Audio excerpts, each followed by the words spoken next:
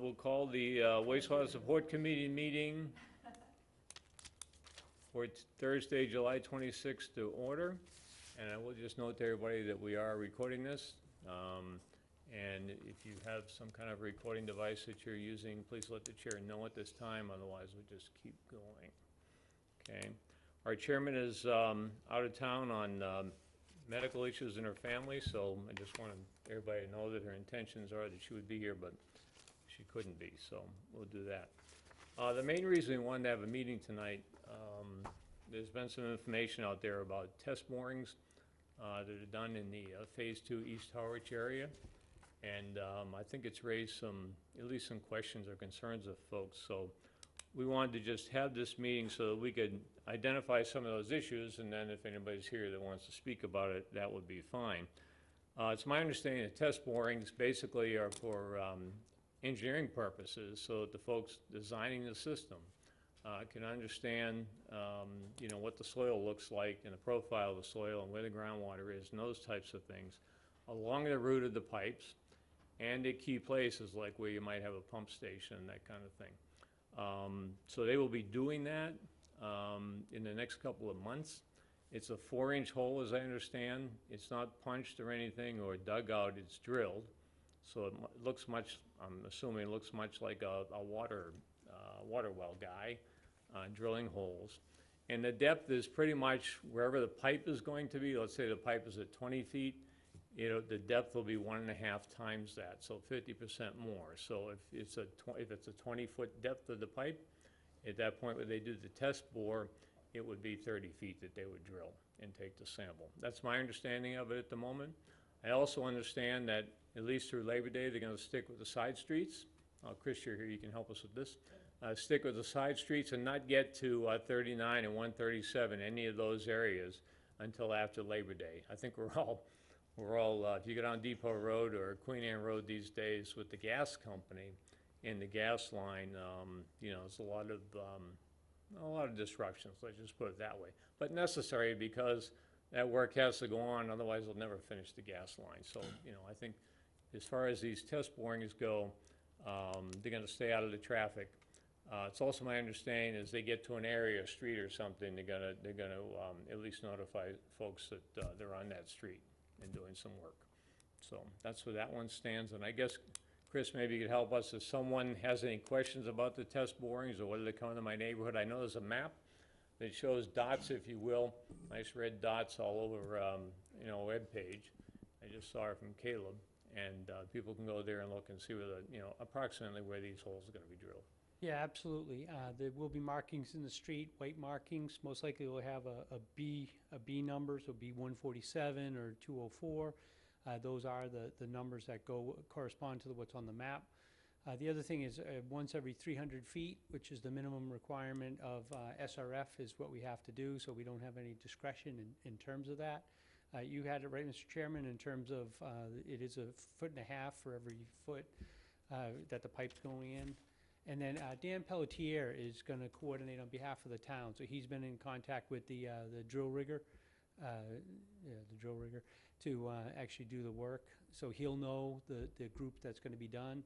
I think about 5 or 6 a day is what they anticipate they would be able to get done. And as you said, we're going to stay off the major streets until after the... And it's one rig, Chris, that would run around? Just one vehicle or one rig? I think in terms of right now, I think they have one rig is all we've been allocated. If they want to try to get the work done, then they may allocate 2. But right now, we've been informed that it'll be one rig. And that work should commence pretty shortly. I think they were anticipating this week. I wouldn't be surprised even tomorrow or beginning of next week that they'll be out. Right, okay. And I think the intent here is so that when the RFP gets put together for the construction project, that the information is even better engineering-wise than it is today. It's a more complete package, therefore we would expect more accurate bids, I guess, is the way to That's exactly right. I think that's why SRF does it. The value of doing it is if you dig down to the depth that you need, they know whether they're going to have to just dig a trench and lay the pipe, or they dig a trench and have to backfill and then lay the pipe. Right. So that's the significance of doing it. And I think you said, let me just clarify, the markings in the road are just, as we see them off of the gas line and whatnot now, is it just gonna spray paint an arrow or with some numbers on Ours the will road? say the number that corresponds to the map. So it will have a B145, B Okay. meaning boring location. So if someone, like Larry, has a nice clean street at the moment, he starts seeing some white numbers on the street, that's what that's for. Number one, it's not Larry's street, nor is it any other residence. We're staying in the public way, but Good point. Excellent point. Okay, anything else on that? no, I'm Okay. obviously here to answer questions, and I got caught up in a little bit of traffic on my way here, so that's why Well, I'm a that's few okay. minutes late. Ann. I'm just going to point out that I've already had somebody call me and say they think that this has already been done. There's a good chance that they have been marked out already. And so I just wanted to let you know. The other reality is they may be confused and think it was about the prior measurement that was done on the house. So you may get some people confusing this with the previous audit to see where the pipe would enter people's homes. Yeah, we're talking about two different things. Two different things. That's, I'm Yeah, saying. the survey before was just the sill foundation. I know that, and to you the know depth. that. I'm not sure the Yeah, no, person no, who just for called me. people at home. It's was always good aware. to answer questions in more detail, so that way if you're, thinking you or heard something, that people can hear it, hopefully in this I'm format. sharing it with you so that Yeah. you have to make sure that you describe what you're referring to with the So if someone has a question about it, one of the first things to do is ask them what that number is they see on the marking. Yes, You could say, oh, here it is on the map, and then they should be able to It's a phone find it on call, the I'm map. not Yeah, sure but- that. But there are some folks that think this is part of, like, we're doing the construction, and it's really engineering we're doing at this point. Yeah, in we time. don't have a contractor yet. Anybody else on the board? Anybody in the public concerned about that is here tonight? No? All happy faces. Okay. Outreach topics, Ann, would you give us an update on where we are at the user guide? That's an ongoing project, if you will. The user guide, I'm still filling in some of the outstanding questions and issues, and have a meeting scheduled on Monday with our new board member, who's my co-author on that, and we have a few outstanding things, and at present, it's going to be put together to be shared with the upcoming meeting on, the morning meeting on August 7th. Okay. And I will share it with each of you beforehand as well. And Peter, I need from you some of the points on real estate, Okay. since you're the specialist there. No problem. Just making a note of that. So I will add that to the agenda for Please add August it. 7th. Okay. And by the way, I was remiss in not identifying and welcome Val Peter to our team, if you will. He's been in the audience ever since we started this thing, so. Val, maybe you want to just take a second, if you would, to just introduce yourself and tell us, some folks know you've been working in the Chatham system and whatnot, but maybe give us a little bit of your background and, what your interest is in this. Sure. Val Peter. I am the project manager. I oversee Chatham's day-to-day operation of water and sewer. Been in the business for 34 years. Bring quite a bit of experience in water and wastewater. Went through the Chatham expansion, the collection system, the treatment plant. So what I bring to this board is knowledge and experience, and hopefully a little bit of expertise. Okay, thank you. All right, any other topics the board has for us this evening? I have just Go ahead. one. Go ahead. I'm trying to respond as much to confusion that can be avoided. And I'd like to suggest that everybody in town hall and anybody in a position of authority be very careful when they use pump. People are getting very confused. When somebody simply talks about a pump, they're conflating the pump house and the grinder pumps and so it's very important that when word goes out that you are very specific in what you're talking about. It'll simply save everybody a lot of work. So I think you're probably on board with that one. And I will say, we're looking forward to the user guide, which I hope will define all these different things called pumps, if you will. Yes. Okay?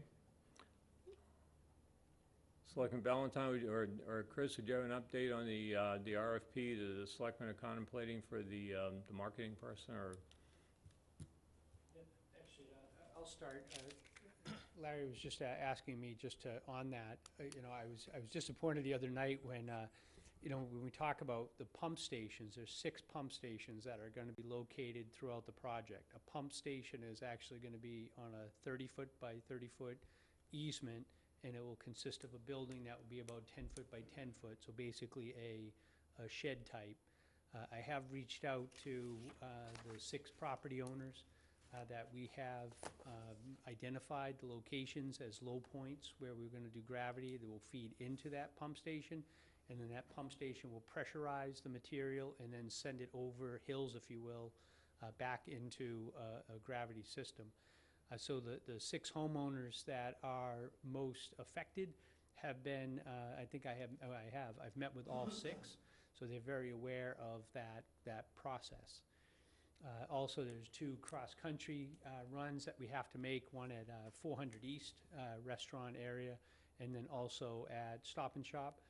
Both of those owners were very receptive to our activities, and I need to do a little bit more work of sending them easement documents, and in that case, it's just a matter of laying pipe over private property as opposed to over public property. There are also 15 private roads that need to have their background material looked at to see whether we can use existing water easements to be able to put public sewer on it, and that is currently being reviewed by the town attorney on those 15 roads. So that work is very much underway and going. My target date is to have that all wrapped up hopefully well before October. So that just in terms of timeline. One thing, David Young had a presentation on Monday night, and he referred to, I've been trying to use lateral as a consistent term, and he referred to it as a Y. And the Y is physically the pipe that connects into the main, that is a Y, that literally shaped like a Y, that comes off, and which the lateral then plugs into. So the Y pipe and the lateral is one and the same, that they both go and perform the same function. We will send out cards through CDM. When you get that card, it's about where that lateral, where you want to have it match up with your property. So when you get that card from CDM, that is an important thing for people. I think almost every time I've been here, I've reminded people of that. It is an important element. And that will actually probably come sooner than later, probably spring or summer, as they're starting to put pipe in the ground, that they probably will start to have those cards go out. So people should, I'm saying now, do your homework and know where your septic system is, and think about what plans. Do you want to put it in your basement, or do you want to go in a different route through your yard? To your point, and I try to remember everything you asked me to do. So the status of the RFP, the Board of Selectmen on Monday night did formally vote to select to have an RFP drafted with a following scope of services.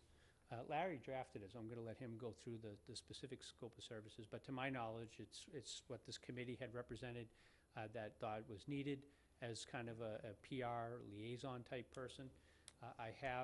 We are working on putting that RFP together. We actually had a meeting today on the function and scope of it, how we would do it. Obviously, we have the scope of services, but we just need to put the document together, the actual RFP elements itself.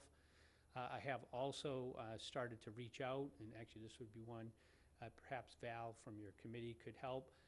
I think what may be a good, we only have limited dollars, and to have a OPM or a clerk of the works type person is really cost prohibitive. That's not what's needed either, I believe, in the sewer project. But to have a PR person that I believe, to have somebody with the skills. I've met with a lot of people. I just realized today that we gave our last handout from the pile, so we probably gave out about 25 handouts in the last month, just to give you a little bit of flavor, so we restocked that. But I think having someone that's in the industry, that's very familiar with these projects, is going to be crucial. Because having a retired person from a firm that has installed water and sewer lines, that can kind of walk people through, maybe even go to their house, kind of show them. Dan Pelletier has already been out 2 or 3 times to kind of show people what things are in their yard, so they get that. But I've been I wouldn't say, I guess pleasantly surprised that there's been a lot of very detailed questions that have been asked in my conversations with people. So there's a lot of questions out there, and we will need somebody, I think, with some further depth and knowledge than just kind of, I hate saying just a PR person, but somebody with some experience and some knowledge of the program. So we're not, my biggest fear is we don't want to have people just give answers to have people feel satisfied and walk away, Yeah. that then we need to go back and correct that. In my experience, that's not something that is a worthwhile venture. But I think that if we were to get a retired person, I keep saying a retired person, but I think that tends to be the market down here on the Cape, that can actually help and facilitate some of that coordination, would probably be ideal. So I have reached out to a few firms to just kind of ask, is there anyone in the industry that has an interest? We've done that successfully on the 137 roadway project, in which we had a retired DOT person come out, and I thought that was very positive. I wasn't here for that, but from all the feedback I've received. So I think doing something of that nature probably would be not a bad path. And with the money we have, which is about $20,000, what we have in the budget, maybe in the target area of being able to afford. Yeah, I think going back to the T versus the Y thing, my basic understanding is you come to the T, which is a 90-degree angle, which is what you don't want to do. You want to have the stuff flowing in the direction of flow, if you will, so it's coming out of the house and heading in the same direction as everything else. So, I think it's literally a Y, because the pipe is going straight and then it has to Right. angle up. So it's almost a V or a Y Right. when you look at it.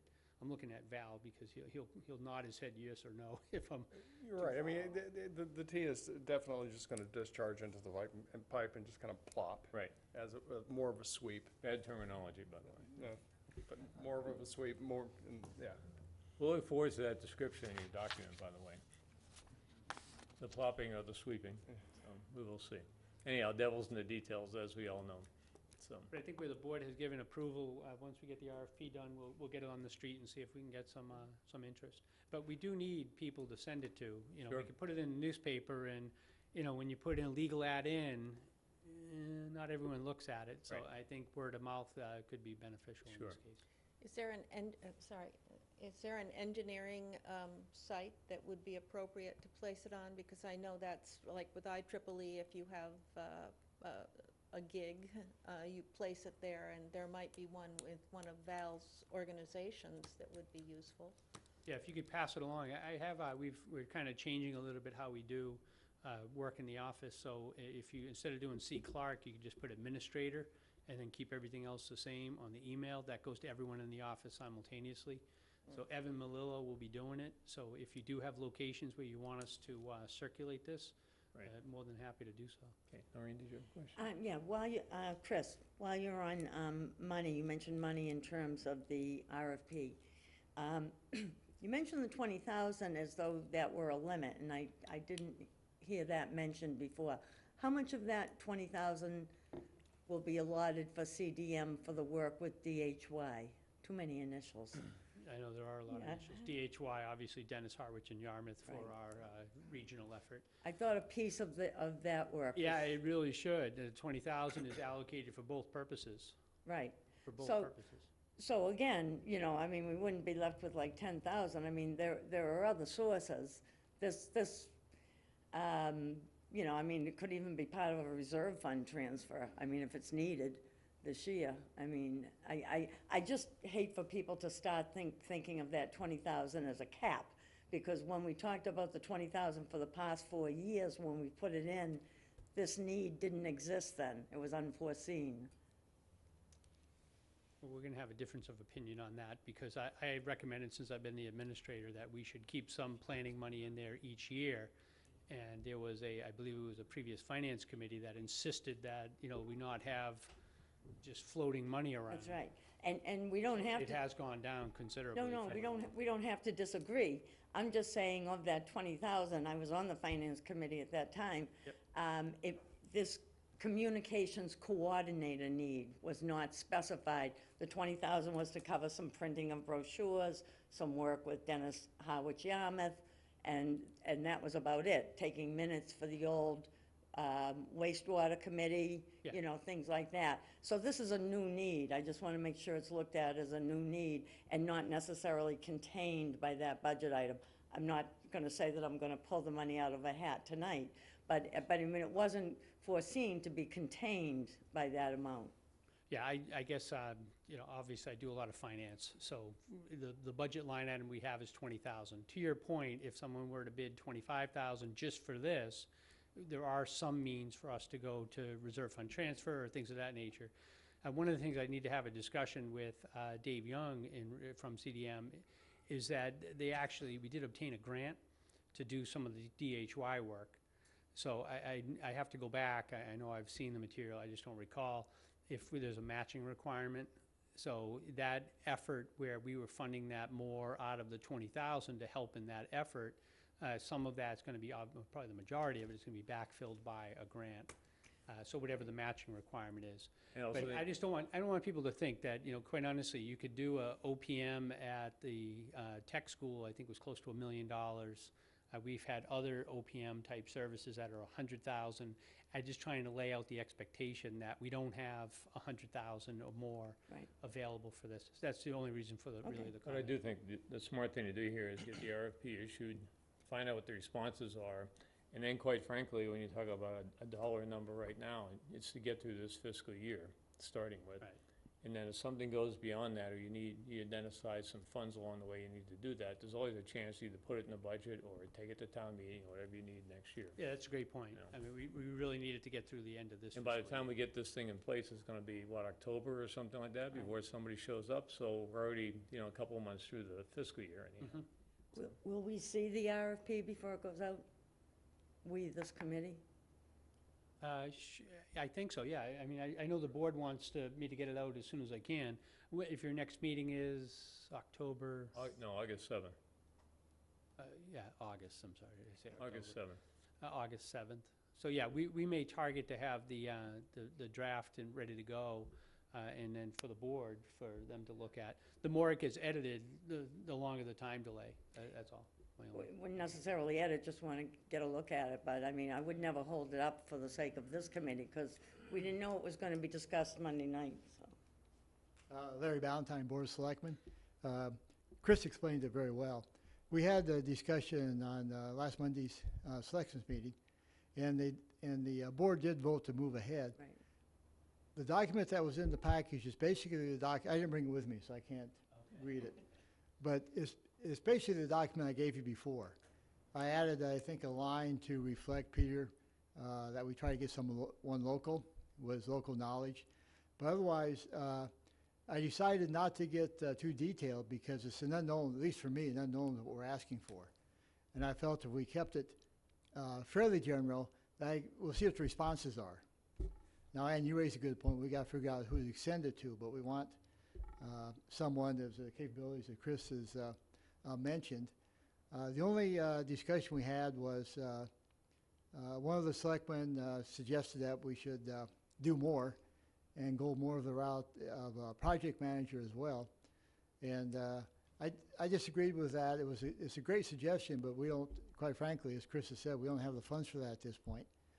And I'm not even sure that's our first, my opinion is that's not our first priority either right now. Our first priority is to do the communication coordinator outreach. And so I hope by the document that you folks looked at, that at least that gives us focus to that issue, and we can move ahead. In terms of looking at it, we did ask that it come back to the Board of Selectmen as a draft so we can review it. I think I'm legal to send it to, who's acting chair then? You are. We could ask it, Chris, we could send it to the chair, and you know, I'd like to see it first before it gets in the package, and then you could circulate it, you know, one at a time and not have them comment on it, and then give feedback to Chris, and that would at least give people a chance to look at it before it comes up before the Board of Selectmen, because I would like you all to look at it and give inputs. But again, directionally, I was keeping it. I think I'm right on this. I don't want to get too. I've had people give me very detailed suggestions what we should look for, and for me personally, I like to stay away from that and see what people respond with. You know, but, and then we can ask the details when we interview them. We can ferret that out. But, I think the only thing you gotta be careful of is that everybody's bidding on the same thing.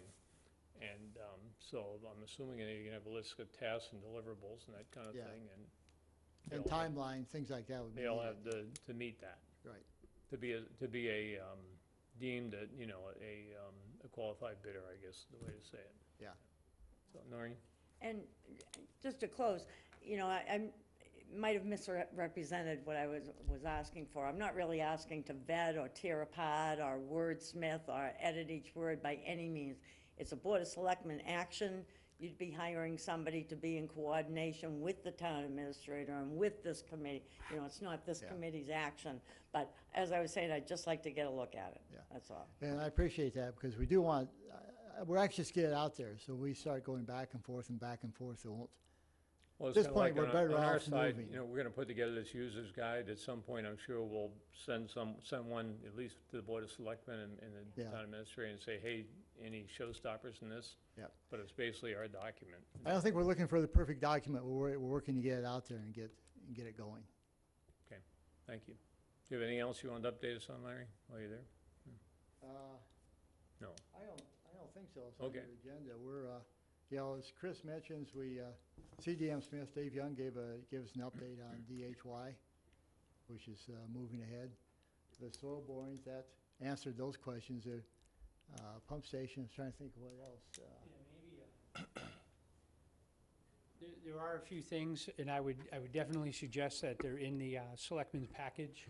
And again, realizing that these are televised, it's a great opportunity to take another stab here at making sure people understand what we're doing.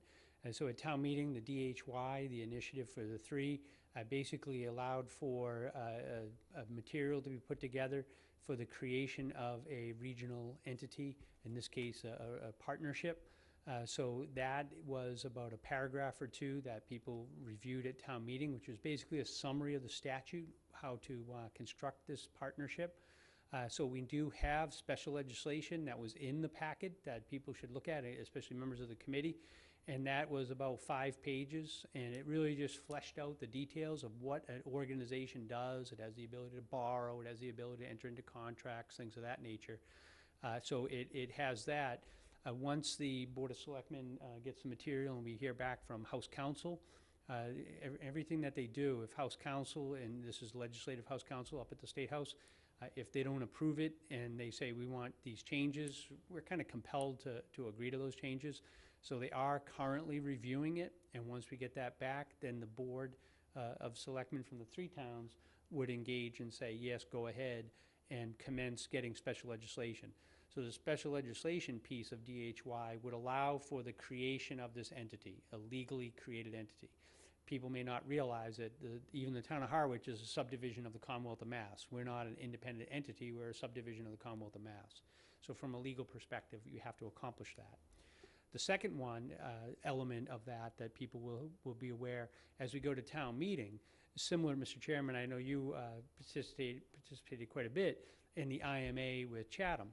So the details of putting together all that material, so a 5-page document will now be a 25-page document of, okay, we have 3 entities, how do we all interact within ourselves, and what gets covered and what doesn't get covered.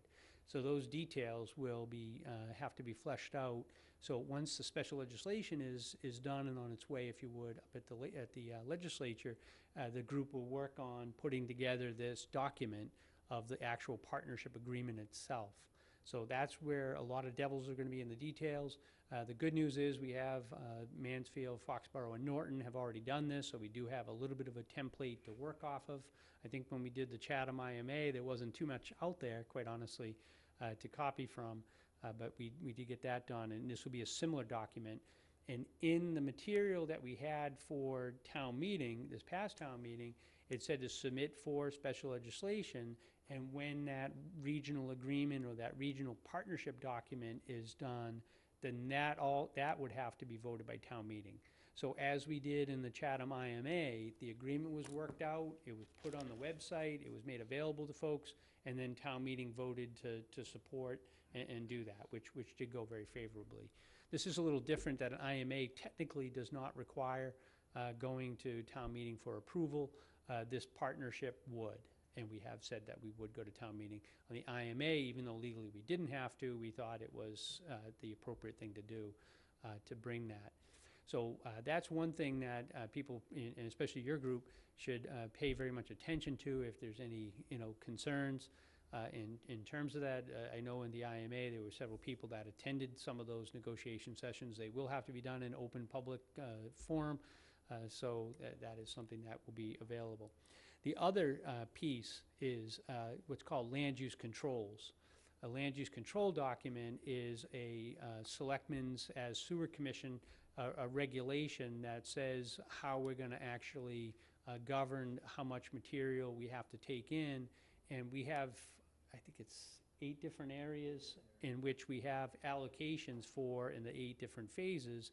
And if we wanna move some of that around, how do we accomplish that? I think the key element to that document is that we are saying that we're not gonna have any additional development as a result of sewers being put in. That was, I think, a key component to some of the folks in East Harwich. So if we wanna move, if we have capacity, let's say we have an additional 10,000 gallons of capacity in East Harwich and we have a bigger need in West Harwich, this will lay out the process for how we move that 10,000 from one area to another. But the grand total of the flow would stay consistent because we have to meet the TMDLs, the total Daily maximum limit. total daily maximum limit, thank you, in terms of the amount of nitrogen in the environment. So this is a requirement of the SRF funding that you have this land use control for what the plan calls for. And this is totally within the elements of what we have in the Comprehensive Wastewater Management Plan, sometimes referred to as CWMP. So Chris, just to be clear, who has the ball on the land use plan? We did the first draft Yeah. to the selectmen, so I think that we'll probably schedule a couple of, agenda items for maybe August 6th and even August 20th to make sure that these things have additional time to be vetted. But the draft is on the website now in terms of the selectmen's package from this past Monday night's meeting. So it is available for public review, and it's really the beginning of the process. But I think the next 2 months, we really need to make sure we get those things squared away. So at some point, will this be a document that has a public hearing? Or is it That's a not good question. required? It's a regulation.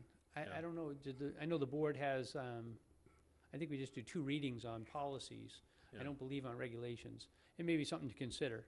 You might want to do it just because it's such an important document. You have a member of the board, so. I'm not gonna answer that. We haven't, because we haven't decided yet. It does make a lot of sense to hold it as a public hearing, or public meeting at least, so we have input. But, but we have to get going on it because we're hoping to get SRF funding, the state revolving fund funding. And that's and we're hoping to get 0%. Now, we don't know, that's competitive, but the land use controls, it has to be submitted with that. And I think we're hoping to submit that towards the end of the summer for the funding. And so, but you're right, we'll figure out how to best get it to the public. Okay, then just a follow-up question, I think, for either you or Chris, but I think Chris, the timeline for getting special legislation for the Dennis Yarmouth Harwich, what's the timeline? You talking about for next spring? I can help, and then Chris can correct me on this, because we had a discussion on Friday. It all has to do whether the Senate demands a roll call or not. If it's a formal roll call, they won't consider it until next January. If that's not necessary, they might do it ahead of time. But nevertheless, our hope and our commitment is to get it done before next spring's town meeting. And so whether it's done with or without roll call, in other words, early or later, that really doesn't affect our timing, our internal timing of getting it prepared and having it communicated and have discussions before town meeting. So associated with that, I know you're in grant funding at the moment, but assuming you got special legislation, are you anticipating for next spring's town meeting that all 3 towns would have some kind of funding article associated with this? Yes. Okay. Yes. That's what I thought, but I just want to Yeah. clarify it. Noreen? I have questions on both topics you presented, so I'll switch back to Dennis Howard Yarmouth. I saw Monday night's meeting, and I understand that CDM, are they gonna be giving a presentation on the partnership? That was the impression I got from, I Well, believe Selectman McManus requested one, and I'm just ask if there is something of that, if we could be notified. That's my Okay. simple request. I think as Chrissy mentioned, we have a draft of the requested spatial legalization to move forward. And is probably 95% complete, but it hasn't got the final review from KP Law in our case to move forward. And so the board wanted to have that presented in the package and possibly discussed. I'm not sure we'll ask CDM Smith to do that again, because by that time we'll have the draft or the final, their version that we can consider. Okay. And then we hope to do that right away so we can vote on it and get that ready to go to Boston. Right. You just saw it Monday, so, yeah, we'll do Yeah. it. So that would be submitted for special legislation. The state would vote on it, and that would be the formation of the partnership. But the funding details would come later, would come Would come- next May? You know, what that does is give us a permission to move ahead as towns. Okay. That's all it is. They take no part in the funding. That's like, you know, getting I'm trying to think of an analogy and not get too cute about it. But that just gives us permission to move ahead. So it's like a framework to It's go a ahead framework and that allows us to fill in establish this. paint We by can't, numbers. fill it we have to in. get the blessing from them, and this does that. And then the three towns would work together to move ahead. Right. It's kind of like establishing a regional school district without any funding associated with it. Now you gotta go figure out how to make it all work Yeah. and what it's gonna cost. And the critical part of this is that, you know, we asked the town for permission to move ahead. And now when we get to spatial legalization, they'll come back with another vote, whether they like that or not. So it's a very cautious process. Because it's a big deal. Three towns working together on the Cape is, I don't know, there's no example of that, right? Right, We're not that probably I one of the few examples of two towns working know. together. Right.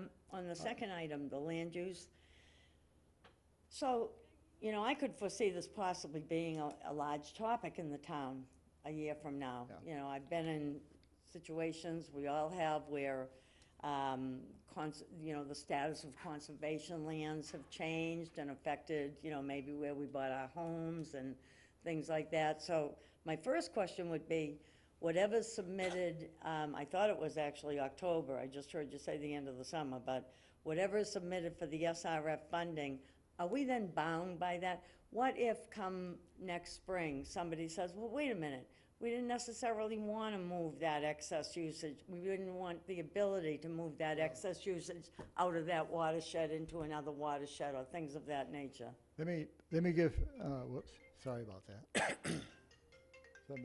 Noreen, you're supposed to tell me to shut this off. Oh, really? Uh, I will. 2 points I'd like to make. And the first one is on the draft of the land control document we have now. As Chris says, the intent of that is, you know, our intent locally is to manage growth and keep it basically not allowed over where we see it now. You know, there's some growth factors in there. But in saying that, we do need some flexibility, you know, because towns that make it too rigid, like Provincetown had to come back and change what they're doing. But if you look at this document, I know you haven't had a chance to look at it yet, it is very difficult to do that. The way that's written now, they can only transfer use from one area to another with, I think, a unanimous vote of the Board of Selectmen. And in some cases, a unanimous vote plus, if you go from region, wastewater area to one to the other, might even have to go back to town meeting. So that document's made it extremely difficult to move. But it does allow us an out if the town decides we need to. So, all right, so that's for the. That's the number one. The number two, I'm not so sure about. If we would be tied into that forever if we submitted it. But before we get there you explained the going from one watershed to another. But let's say we bought conservation land within a watershed. Does that usage get turned back to the town In other words, if we go out and spend $500,000 on a piece of land We and could, call it we could use conservation- that, because- we could use that elsewhere if we, if it's, That's not what I'm asking. If we did that, so we could lower our sewer amount of properties to save our expense that way, does that defeat our own purpose by then allowing us to build another development within the original confines of the watershed? you wanna take? So that's a great question. This document actually really does from watershed to watershed. What you're asking, and in my last town, I actually negotiated something, and what we need to do is we do need to establish a process for exactly what you're talking about. Right now, we have identified the 650 parcels that are being sewered. If there's a parcel that is next to one that's not being sewered and they want to be sewered, how do you allow them in? And you have to have some element where we can only send so much material to the Chatham facility, so we are limited to 300,000. So the limiting factor on that component is going to be how much we send to the town of Chatham. In the document itself, that's 650, which is really just phase 2 here. There'll be 2 other phases. The combination of those 3 phases that constitute East Harwich would total up to, right now, is in the plan, is slightly over 300,000. So the idea is, as parcels go from being potentially, well, let's use Marini property as an example. Perhaps that was in the plan originally as having 10 house lots. It's now conservation land.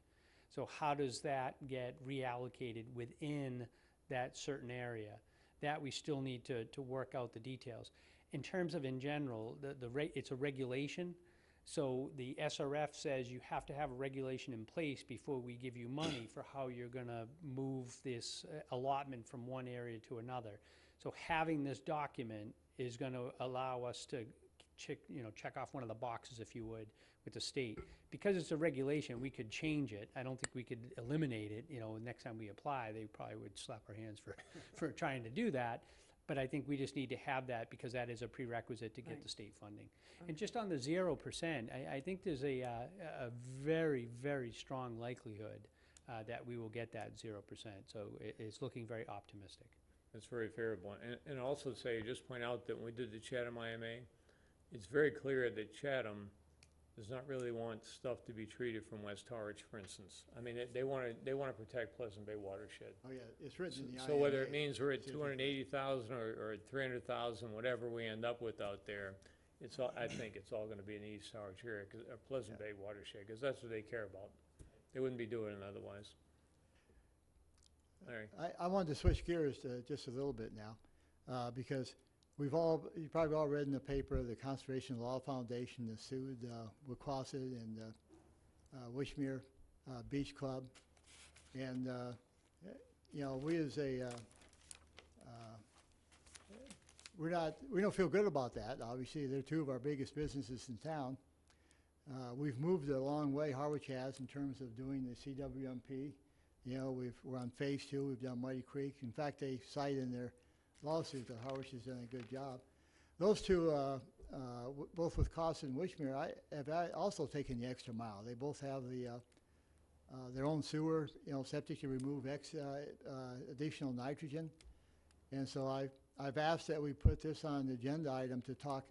I'm sure, I have no knowledge, I haven't talked to them, but I'm sure they're considering their legal options. But I've asked our board to have this bring back as an agenda item probably next week to discuss what we can do as a board for at least a political statement as a town perspective that in support of these 2 businesses, because they've just moved a way that it doesn't make sense, I don't think, to any of us at this Well, point. but in the end, just to be clear, in my recollection, neither of those properties is meant to be connected to the sewer ever, right? Wishmere would be. Is it? Wishmere, Is it because they're called- right on Is the, that phase 8 or phase 7? 4 or 5. Right Yeah, in the they end? come a little sooner than that, but 4 or 5. Okay. Mr. Chairman? Yep. I've looked at some conceptual plans CDM has designed, and while what they're proposing, the sewer falls short of Waquasit, you may want to explore the idea of having them pump the sewage and over to where the end of the collection system is.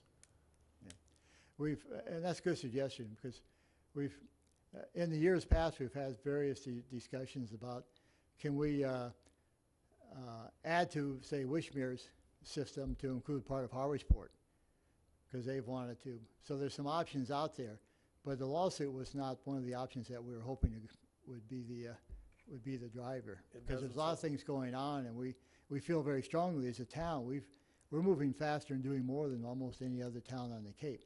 It doesn't And we shouldn't be surprise me. penalized at this point. And I think that's. I think we though, as a town, have to be a little bit careful about, those are private entities and they're being sued by an entity. Well, that's why I was careful to say we don't want to get involved in legal, but I think Right. I'm looking more for political. And we'll debate that. It could be I'm alone on that. Yeah, and I mean, even for us to make a judgment as to who's right and who's wrong, or, where the gray areas, et cetera, I think it's kind of risky at this point, in my opinion. Yeah. You Yeah, know. it's a good point. And, Larry, maybe throwing in, returning the access to the beach with the old right-of-way. I was extremely concerned about the fact that it breached common law, and that the town of Harwich didn't want to spend the money to pursue it legally, but it might be something you should bring up at this time. Boy, you're going into history now, Ann. It's not, yeah, I think I was beach involved with access- that a long time ago on conservation, because we actually had Conservation Commission worked on what we thought was a good trade on their path But as to a the, point of, and it got law, turned down. it's a very bad precedent, and, Oh, I'm agreeing with, I'm just saying, we argued that and thought we had internally through Conservation Commission, I know at that time, and then it got, we couldn't make it, we couldn't I get think it through it's the town something that meeting. should be revisited, I think- because there's stuff on the table. Yeah, point I taken. think we need to leave it to both those entities to hire their own legal counsel and go talk before a judge and see where it's gonna head, or what what their options are. Yeah, I think the I AG just, AG I do- might- I do want to try to, AG might have something there to is say. potential legality, so I want to be very careful how we address that, because I think you're right, Mr. Chairman, in terms of it. I just want people to know that we have reached out to those two entities. We've had some discussions to make sure that we understand where we are. And just for folks at home, I think it's important that the town has a relationship with the CWMP and the DEP and the EPA to be in compliance for how we're going to clean up the area, so we come into compliance with TDMLs. So we are engaged in that, and we're making sure that we share information with those two entities. But those two entities have systems that are greater than 10,000 gallons of material, so they are not subject to our Board of Health or Title V regulations. They've received their permits directly from the DEP. So to your point, they are private entities. They have their own relationship with the DEP, and we're trying to understand what that coordination is. I think obviously we're very upset that the town has been a leader trying to clean up the environment, and this is a little of a different play. But we are looking at those elements to see what role it's appropriate for the town to play, and the material has been sent to town council for their review and advice to the selectmen. Yeah, thank you. Andrew, something else to follow up on I that? just had something for Chris, because I'm working on the document that guides people to solving their plans for sewering. And do we have a list of engineers put together yet? I've had several people ask me who they should approach, and we've talked about having a list of engineers. Yeah, a couple things on that. We don't have a formal list yet for sewer installers.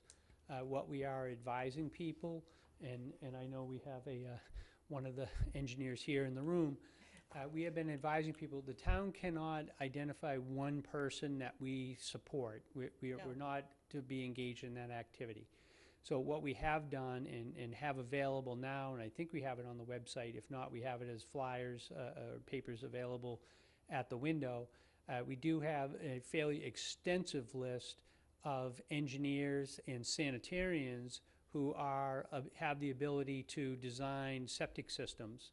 We do believe that the skill set of putting in a sewer and the skill set of doing a septic system are fairly related. So we do anticipate that if someone wants to reach out now and find out who can they talk to about the design, we do have the people who, I don't know if they're commonly apply for the town, and there's probably about 25 to 30 entities on the list. And then we also do have a list, obviously, we've been in the Title V business for quite a while. Right. So we do have a list also of Title V installers. That will probably be when we start to narrow down the licensed utility installers, similar to what Chatham has. We probably still will use the Chatham list as a starting point, and I would anticipate we would at least let the people know that are septic installers, that if they want to get into the sewer install business, that there will be a process. So we'll at least alert them that there'll be a process. But if someone wanted to find somebody and they don't want to look up in the yellow pages, just anybody that, is an engineer, because obviously I think you want a civil engineer to do this type of work for the sewer system, that we do have a list available on the website. Megan Eldridge, my health director on Monday night, did say, which is a little bit contrary to what we've had discussions before privately, that it would be 2 to 3 years before they would have the list ready to go. We've talked, I think that's way too long. So, at least administration-wise, it's at least my goal. We'd have to have the Board of Health vote on these things, but it would be more 6 months, I think is a more appropriate timeline to maybe a year. But we need to advise people. The regulation that we have, I think, on the books right now is that the system can be designed by an engineer, a PE. So right now, by the regulations already adopted by the Board of Selectmen, you can use any PE to go out and start to explore how you want to connect. So that element, we do have resources available for folks now, and we will refine those details as we move forward. It's very difficult for people who, for instance, are out of town and they're going to be here for a week, and they want to line up maybe more than one entity because they want to see the differential in price or services. And some of those people are really, they don't understand if this is not their specialty, whether they call the guy who empties from the lists, whether they call the guy who empties their septic system, or whether they call an engineer. So it would be very helpful to have something that really... Yeah, septic callers are people that pump. That's a different category. Yeah, I know that, and you know that, but... Yeah, no, again, it's a good opportunity to educate. We talked about this once before, and Chris, you're exactly right. If someone has a PE in the appropriate discipline anywhere in the state, whether it's North Adams or Harwich, they can do business in any city or town in the state. So literally, you can go to the Board of Professional Registration and get everybody in the world that's listed. The danger is, just like if the town made a list of who should the real estate attorneys in town be, I really think it's inappropriate. You can point people to a guideline or something that says, hey, here's where you get the information, but you make that decision. Just like I don't tell somebody which dentist to go to. It's not the town's job to do that. The installers, on the other hand, have to be put on the list and qualified by the town. Those are the ones that I'll just call boots on the ground, and they're gonna dig the hole and run the pipe, et cetera, and they're the ones, I believe you're talking about the Board of Health taking 6 months or whatever it is to get that list put together. And that's the one that people can just take and say, okay, here are 20, pick the one you want. Right. And they're in alphabetical order or whatever. But as far as the PE stuff, now you can't cross disciplines. An electrical can't be doing civil work and vice versa, so. Megan gave us such a nice presentation that I'm going to say what she said a few months ago about the length of time needed to create that list of septic installers. Basically, what she said at the time was that if they were to have the criteria established right now and the application or form or test or whatever ready, it would be unlikely that a plumber or septic installer of any other name would take a day off now to come in to apply for that when they're not actually going to use that skill for 3 years. I'm just the messenger. So, however those two things get sorted out. But my question was more, if the Board of Health is giving out a list, maybe it should be on our website. I believe it is. I believe she has it on there. Okay. I think that's true. It certainly was in the package, so Yeah, we definitely had it in the package for Yeah. the selectmen's meeting. I would caution the whole registered sanitarian, because Chatham requires PE only. So I would encourage Harwich and Chatham to have a discussion, so it doesn't conflict with the IMA. Yep. And that's been brought up previously, Yeah. that old thought, not violating the IMA. The other thing is I'm receiving in mail a local engineering company that's going to have a gathering educational gathering coming up soon. I would encourage as many people to attend that as possible. I think having more people solicit the services of both engineering as well as construction, I think it's going to bring the price down for the individual home. And for them, I think it's called marketing and business development, and I applaud any engineering firm or installer firm, whatever, who takes that initiative to do that. But again, that's not our responsibility. I think it's great to do it, but I don't think it's our role to be promoting any one of them, quite frankly. That's And you're not, by And what I'm you're not, saying. and I'm but just throwing out the concept. It is happening, yes. Question for the chair on that? Sure. Since it's a private organization, I don't feel a need for us to agenda that in case 4 of us show up at that event. No. I mean, it's a On your own. private, it's just like like going to a us going birthday to a party. concert. Yeah. Okay. Anybody else? Any other topics on that one? No, Yep. different topic. Different topic, okay. Just curious, crazy question. Does anybody know if there's any kind of national grid or any other kind of construction going on in southeast Harwich next year? Southeast Harwich. Well, East Harwich, the southern portion, Phase 2 area. I just was curious if National Grid is gonna be there, or, we're gonna be doing construction. Yeah, About where I the think- interconnect is gonna be, is that where you're talking? I think that they were gonna, originally, the N-Grid people, National Grid people came in and they're replacing the main, obviously, or maybe not obviously, for people that haven't paid attention. They had a problem with the main distribution line throughout Cape Cod. Right. And there's a stretch that is going through Harwich. They had originally told us at a board meeting, I think even Yep. quite a while ago, that their intent was to go from West Harwich and work their way across through East Harwich. Right. And they had meetings with us about road closures and so forth. Come to find out that regulatory approvals are hard to get. And they wound up, they had an existing permit to do work in East Harwich. So they changed their focus and did East Harwich first. I think the only area that they have left, so they did 39 up to, as it heads to Orleans. And then the last section that they have in that area is on Depot, is it Yep. Depot Road or Depot Yep. Street? Depot Road. Depot Road, the Right one by in my East street Harwich. now, they're So finishing they're up. doing that this summer. Yep. The hope is that they'll be all done and out of the way, so when we start doing the sewer work, Okay, we'll be the that's only all one I in the wanted to road. know. And by the way, there's no sewer just- work coming down Depot Road, so. Because I know people have asked, I mean, I got stuck in a little bit of traffic today on Queen Anne. I mean, we are trying to allow them to get some work in the summer in less tourist areas, so we can try to get them out of town So, as soon so as we you- can. you're saying we're not gonna have 2 different construction projects going on next summer? Correct. The only thing, if they have a break or something and they need to work, then, That's different. there could Yeah. be 2 crews. I don't want people to say, oh, you said no, no. But Chris, the completion of that entire gas project, though, is what year now? Is it 2019 I sometime? think it's still 2019. So like a year away, Yeah, something like that. I so they believe turn that's it on. correct. So- They are making good progress, Oh, they are, so. yeah. Okay, anybody else, any topics? Any other questions, any comments, questions from the audience? Anybody? Come up and identify yourselves, and you're on TV, by the way, so Thank you. I just, should have combed my hair that's okay. for the war baseball cap.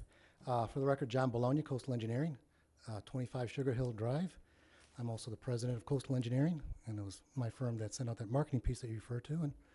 And we wanted to get ahead of this project. There's 650 properties that are affected by this work. We are already getting a lot of phone calls in our office. We've designed a number of the systems in those areas, both private, residential, as well as commercial projects.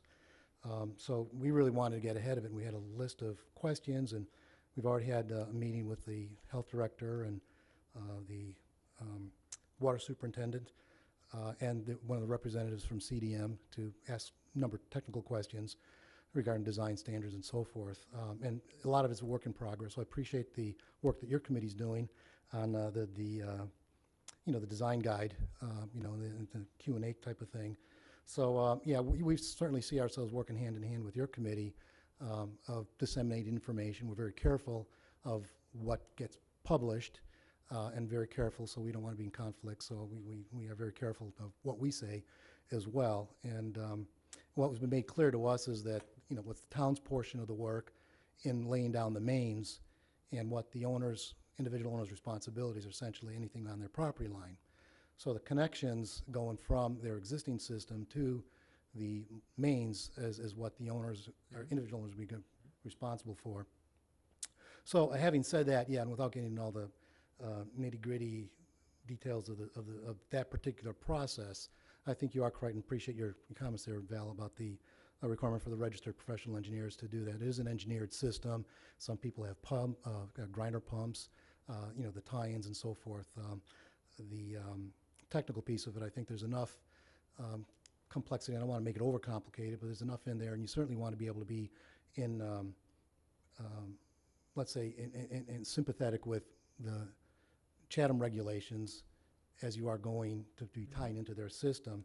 And I think the design standards that are being implemented by the town of Harwich is going to mirror the Harwich design standards as well, so there's consistency across the board there. So I do have some questions and some comments and maybe some things for your board to consider going forward. I know that this is a work in progress and we're shooting at a little bit of a moving target right now. The one is just the access to the CAD files, not just for my company, for anyone else who's doing this. The town paid for the aerials for the design of the mains. Anything on the individual properties, I think it'd be very helpful to be able to have coordination between the elevations that CDM is using for their designs. There's different datums on different plans. If you go back and look at the septic plans, some of them go back a number of years. There have been datum changes over the years that have been used in the survey. So if someone shoots a sill, is it an NAVD? Is it 88? Is it 1929 NGVD? So there's a number of datums that could cause some confusion. So having the same base plan would be appropriate, I would think, and the folks from CDM didn't have any issue with releasing those. They also, their plans should be available electronically and PDF version. I realize that they probably won't release their CAD files. There's probably no need for their CAD files of the actual plans and the profiles. But the base plan, the base survey plan that was flown, certainly the town of Harwich bought and paid for it, and I think that ought to be available to the citizens of the town for their consultants to use in the development of whatever plans that they Yeah, need. and I would just say, as long as anyone who asks for it has equal access to it, I mean, Chris, I don't think there'd be a problem there, but we want to make sure everybody can get the same information. Yeah, I do believe that's the intent.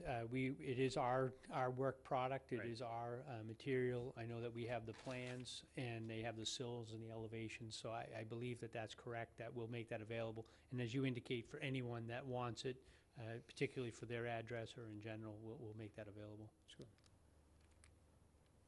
Thank you, appreciate that. Another subject was regarding the permitting.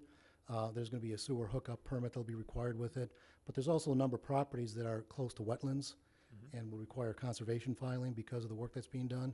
And I had asked, and I would ask for your committee to be considering this. CDM will be going through a conservation filing for any of the work that they're doing, which is in the vicinity of any wetland. I would ask and encourage you to consider in making a general permit that would include the individual property owner hookups as well to that, because otherwise they have to go through an individual conservation filing, and that's going to add cost, you know, to their application. Okay. And it's a significant amount of money when you start Yeah, adding that's a it good all point. up. Yep. And there's not a whole lot of properties that are affected by it, but the ones that are, you could add another, you know, whatever, $2,500 to the cost for a conservation filing. So if you could incorporate that in the general permit, you know, that they're going to be doing anyways, and cover all the individual laterals. Now, there might be some details that need to be provided, and it could be something done administratively. I'm not quite sure the mechanism for that, but I would certainly, think that that would be a reasonable request for the benefit of the taxpayers. The other comment, there was some discussion about the sewer flow allocation, and I appreciate what you said, Mr. Chairman, about the allocation of the watershed. I'd be careful to start sending that off elsewhere. Things change. You just never know what happens. Charter school might want to expand. There might be some other development that might occur, and I understand the no development concept that was used for the basis for the allocations, but the things do change. And what I can say is that you don't want to squeeze it too tightly and be looking for extra water flow somewhere else. So I just encourage you, just keep that in mind as you go forward. I think that's also why, quite frankly, instead of doing the whole watershed in one big svelte swoop, we're doing it in at least 3 sections here to try and see what happens. Just like Chatham, quite frankly, I know they thought their flow is going to be higher than what they actually are. And so let's find out what we got and let's plan for the future. So no, that's a point well taken. Right. And then that go along with that, and I think there should be a variance process to allow for some addition for whatever the reasons are, and I think, I'm not quite sure exactly how the health regulations are, but according to what Megan told me is that there'd be a variance process, so I don't know what that would be. But, again, it's something for you all to consider. Another comment I have is regarding the water rates, and I know there's still a long way to get to it, but it really has to do with, would be an opportunity to have, well, say if someone has a sprinkler system, would there be 2 taps, would there be 2 meters? I mean, how's that all going to be handled? These kind of questions that we get asked as well, so it'd be good to get a little understanding and some direction on that part of it. Backup power requirements for people who may need grinder pumps, and I'm not sure, I haven't really gotten into the design regs. You might know, Val, for anyone who might need a grinder pump, is there going to be a backup power requirement for those properties? So, low pressure sewers, E1s, we require that the control panel have a receptacle to accommodate a portable generator. Okay. But we do not require them to have the portable generator, just the means in which to be able to power it. Gotcha. And the concept is we were talking about East Harwich and just sort of in general with grinder pumps and whatnot. The concept, at least I remember talking about, not necessarily with this board, but, Board of Selectmen and whatnot, if there was a prolonged outage, the need to have the sewer department basically go around and exactly that. They've got a battery or portable generator, whatever it is, and pump somebody down, go on to the next one, pump them down. Hopefully, you're not going to be out for 4 days, 6 days, long term, we have to make some kind of adjustment for it, so. Right.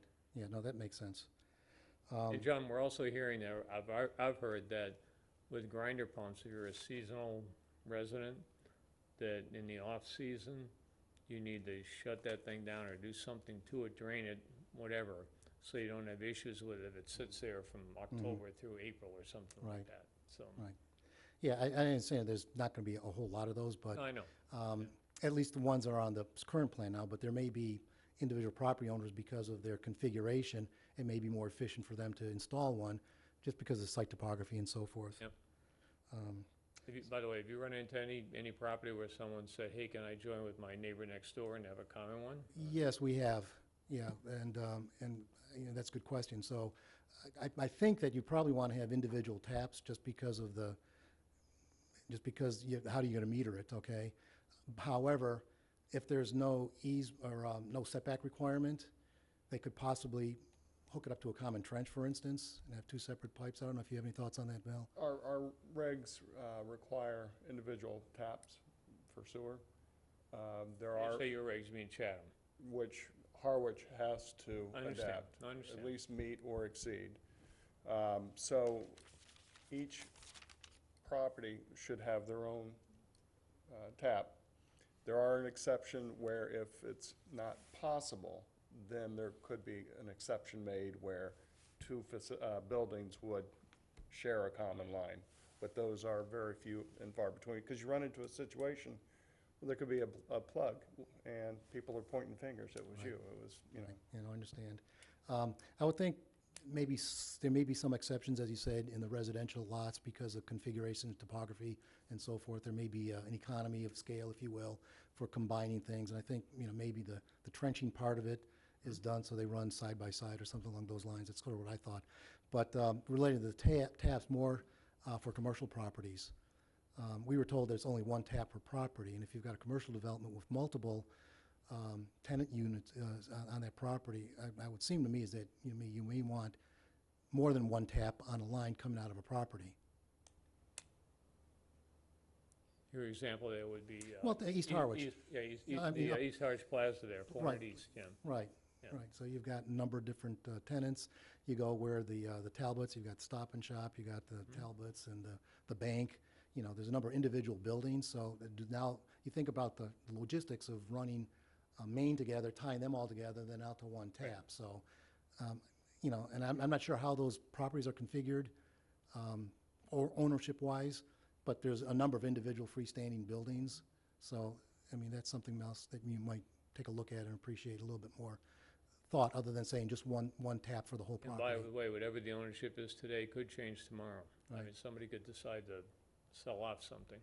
Right. And the last one had to do with the financing. And I know there's been a lot of talk about, the SRF, and I'm glad to hear that you're going to, good chance of getting the 0%. There's some talk about grants for people who have difficulty maybe obtaining property. There's people on fixed income, a lot of elderly folks that are very concerned about how they're going to pay for all that. There's people who've put in septic systems quite recently. I can tell you my neighbor, as part of they just sold the property, so the new property owner bought it, and it was a pretty sophisticated system because they're in a low area with a pump chamber and all this business. And, I'm sure that added to the cost of the property, and essentially they're going to have to fill that all in and then tie it all back in. So I guess a two-point question. One is the grant process, how far along are you on that? What is the status, and what are your qualification requirements? And secondly, just regarding the SRF funding, and I don't know if anyone's mentioned this to you, but I would ask for you just to entertain this thought of obtaining additional funding to help defray the cost of the individual installation. Now, whether or not it becomes a betterment, an assessment onto an individual property, there's 650, just round number, 650 properties at 10,000 average, that's $6.5 million. Now, if you're going to get bond funds, can you get a bond fund to cover, or some kind of funding for it? Can you get a percentage of that, if not all, that essentially make that 0% money available to the homeowners? I'm guessing that the SRF funding, so-called 0%, is only for what the town is doing, I'm guessing. As opposed to what goes on in private property. I was going to say, he asked a lot of questions, so I might take a few of ahead. them. In terms of that, we have been fairly consistent. I still owe a conversation with the attorney. I had committed to Noreen I would re-explore this with the attorney.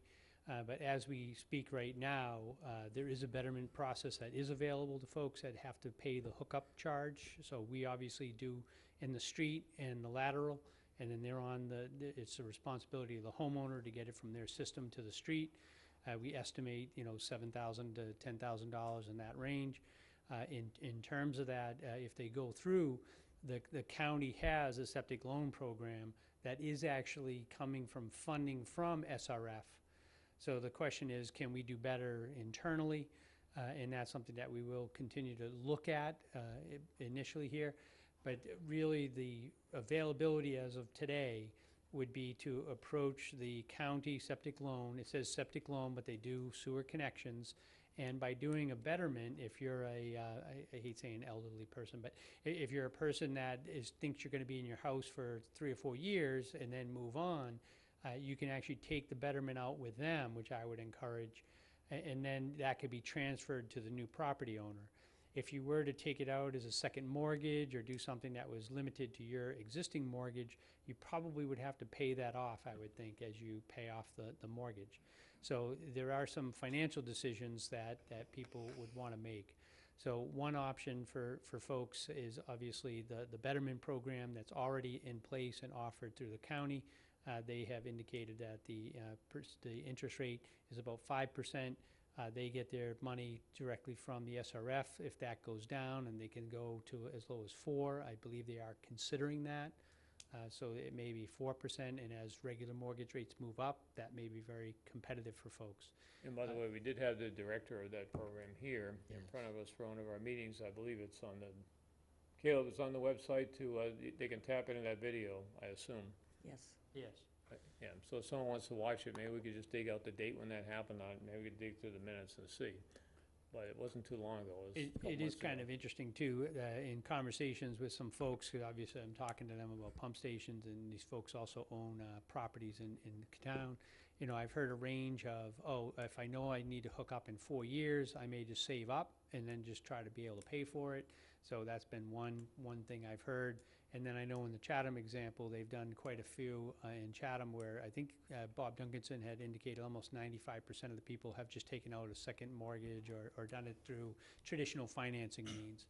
In terms of, there is no grant programs. I want to make sure people understand that we don't have the opportunity for a grant program, but that's another thing I could explore.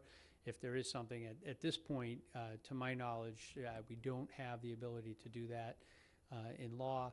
What we have done and what was approved, I think in the past I had mentioned that this was a concept, and now it's been approved at town meeting, is that if you have, if you're elderly, you can apply for up to $1,500 off. So there is, and that already has income standards, so I would think if people think that they may have, limited income, they should talk to our assessing department and find out the details of that. And then we also have what's called the senior work-off program that also now goes up to $1,500. And we just added in a provision called an angel provision. I've been an administrator for a while, and sometimes if you have a resident who is 95 years old and there's limited work-off, quite honestly, that we can find for them.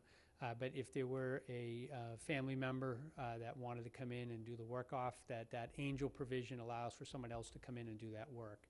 And my understanding of when you take all of these, and they're all under the assessing statutes, if you would, when you take all the assessing statutes, you can get up to 90% of your tax obligation, dropped. So there is still an obligation that only 10% would be paid. And what we found out from the county loan program is that it's about $700 is the annual for, I think it's $7,000 borrowed over 15 years at 5% interest is about $56 a month, which translates out to about $600, $700. So if you can have the opportunity to save almost $3,000 through those two current abatement programs, that should go a long way to offsetting the $700 that you may incur as part of that.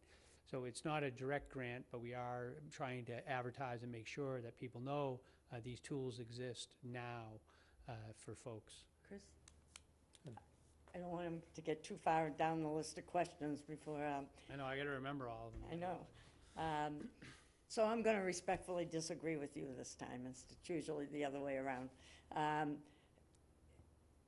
I agree, we shouldn't refer to it as a grant program, because we absolutely do not have a grant program in this town. In terms of the county loan program, I hate to even think of that as assistance in a way. It's really just a loan program. Anybody who's doing a septic system or anything else can apply for it.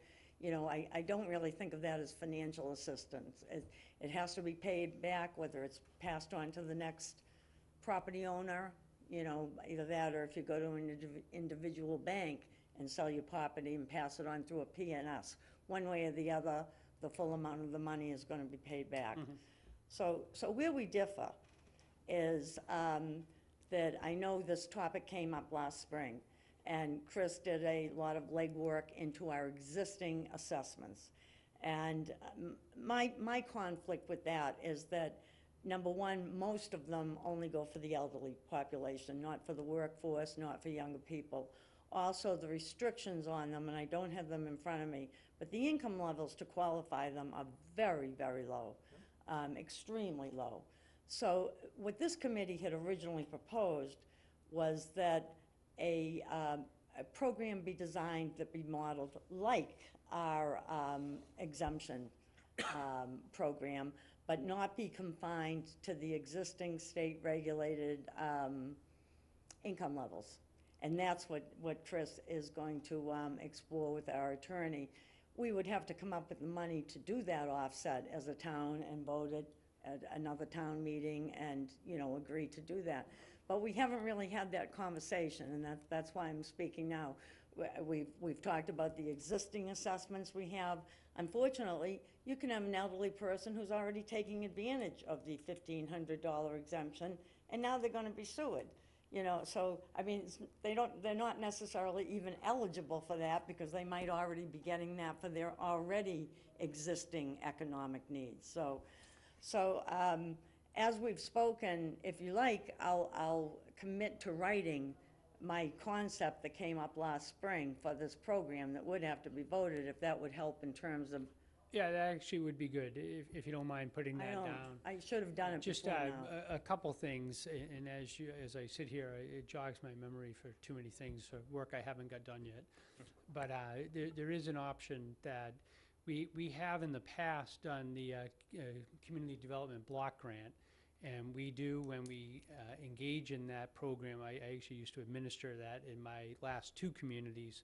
And in that program, right now, I think the town of Harwich has used it for daycare and That's things right. of that nature. We've Right. made that available. In other communities, when I worked, we did make that available for folks to do renovations to their home. Right. And in that, as I remember that term, you would have I think you would get money, and then you would have like 10 years to, if you owned your home, it was more due to the length of home ownership, that more of that debt would fall off. So it acted as more of a traditional grant program. But that may be something, and it did come up, I think I'll give my counterpart in Dennis some credit, that she had brought. I think Dennis is a mini entitlement community, so they have a program each year. We're not a mini entitlement community, so we have to actively ask for that. But that would be something more in line with what you're saying, and that's not age restricted, that's just income restricted. But in my experience, you have to have certain areas in the community be That's right. designated. So that's something that we have to Off give the some top thought of to. my head, from block grants, I don't think, don't quote me on this, but I don't think the income restrictions are quite so severe I believe on the that's right. block grants as they are on our assessed property tax value. But I will go ahead and write up just a conceptual thing about what we talked about, because I think between the 2 of us, we can, I mean, the work you did was wonderful with the assessing department, but I think it's a conversation this town really should have, and it hasn't had it yet. We've danced around the edges of it, but the question is, are we gonna do this or not? And if we're gonna do it, we just bring it to town meeting in the spring. I mean, it's as simple as that. So, Noreen, you're taking an action item to come up with a draft. Yes, Right. yeah. There you go. The other thing, one of the things that I caught my attention is on the concept of, we are in the process of doing the design plans for all the work in the right-of-way as it relates to regulatory approvals. As I sit here, I don't believe that we would be able to do each individual home because we don't know which route they're gonna go. One of the things that we are considering in terms of conservation restrictions and conservation applications, one of the things that we are looking at is to see if we can have a one-stop application process. So you would pay, for example, a $100 fee, which I think the fee in Chatham is 100, so I'd like to see if we can kind of duplicate or come close. And what that would do is that would decommission and allow for your existing system to be filled in, and then would also be the cost for the inspection to see the line going to the property.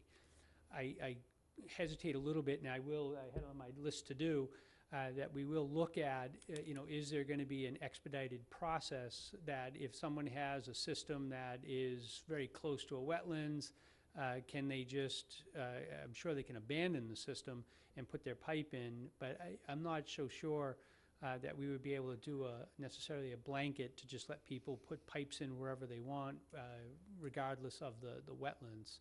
So that is something that we will kind of research to see if we could do a little bit of maybe an expedited process, and I do have to dig into how we do Title V now to get a sense.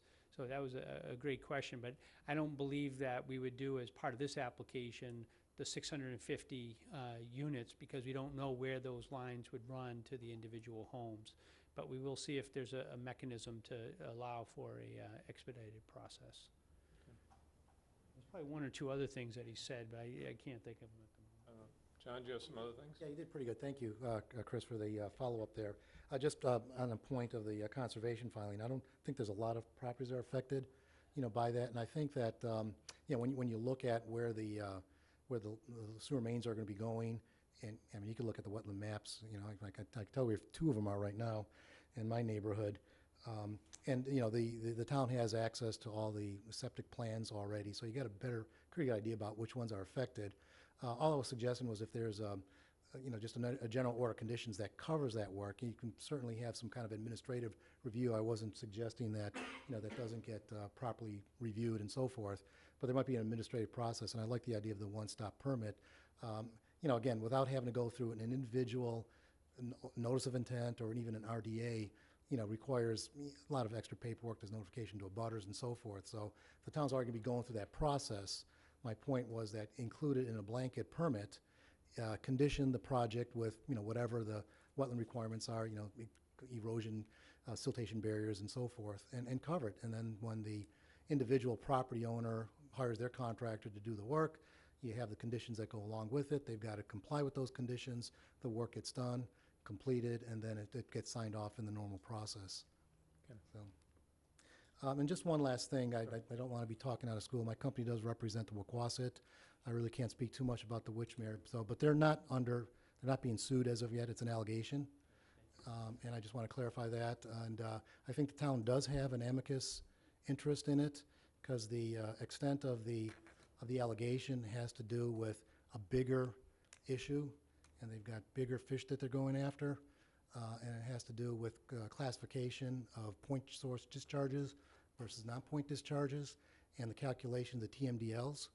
And if they are able to succeed in getting a suit and a judgment that may affect the entire town and the entire Cape for that matter, with your present CWMP as well as the TMDL calculations. CLF did file a suit against EPA, and they were looking for some changes in those regulations. So it's a bigger issue than just two local resorts. And I can tell you unequivocally that at least the Wauquasit is in compliance. Multiple permits were obtained. They went through a whole a process to get a groundwater discharge permit for that system. Multiple permits through a number of different agencies.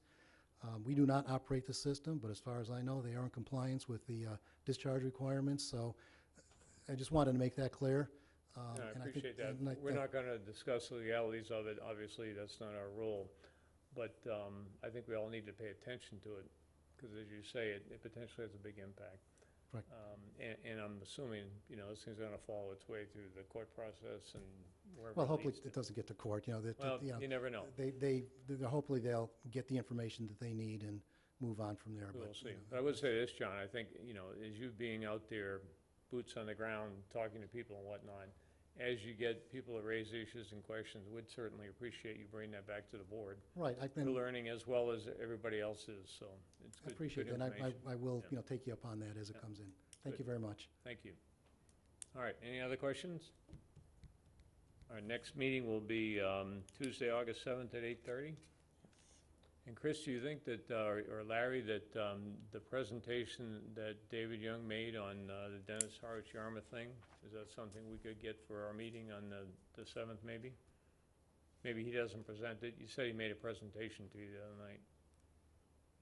He just did an overview. Oh, okay. He was requested to come back and do a more formal presentation on DHY. Okay, So maybe, if we do schedule that, we do have at least one board member away for the 6th, so there is a chance that we may do some of that on the 20th, just when we have a full Okay. board. But we'll kind of see. Summertime makes a little. okay, when you have decent information for us, will you just share it with us and we'll put it on an agenda item? Absolutely. So we can get informed. Okay, anything else? We are adjourned. Val? I can make motion to adjourn, please? Go ahead. Second? You all in favor of going home? Yeah. All right, thank you. We're adjourned. Thank you.